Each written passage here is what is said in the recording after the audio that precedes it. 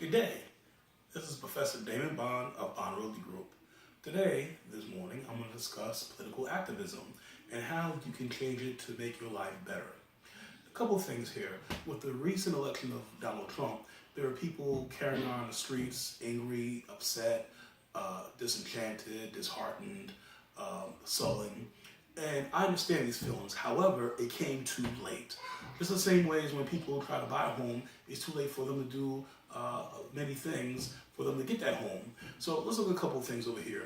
Number one, don't wait until an election year, election cycle happens, or after I should say, to start, being angry and going to the streets. This is something that should be done beforehand. Just like with buying a home, you don't want to make sure you don't want to get yourself in a situation where you decide you want to get a home, but bam, you find out that you're not ready to get a home. So there's some things you can avoid to do. There's some things you can do to avoid this pitfall. The first thing you could do is to make sure that you're credit worthy. It's very easy to check your credit score. You go to my annualcreditreport.com, for example, and you're able to get up to 3 free credit reports a year for free.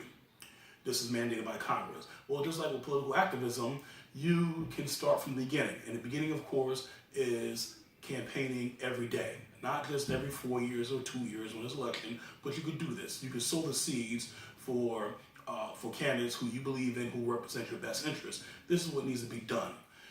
Number two, after you get your credit report, go through it, examine it, make sure that there's nothing inaccurate on there.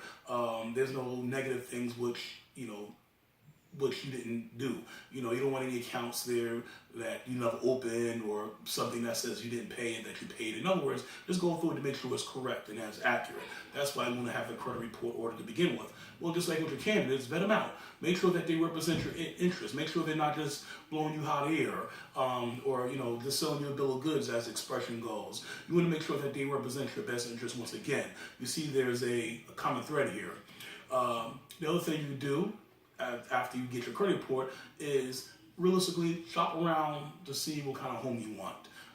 Whether you want a condo or duplex or something like that, make sure you can afford enough home. So just like for your political candidates, you want to make sure that not only do they represent your interests, but they can deliver on the promises they make. A lot of times politicians will make unrealistic promises. You want to make sure that these promises can be held.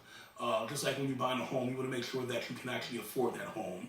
And these are just a few small steps which you can do to ensure that politicians meet your demands and needs, similar to buying a home.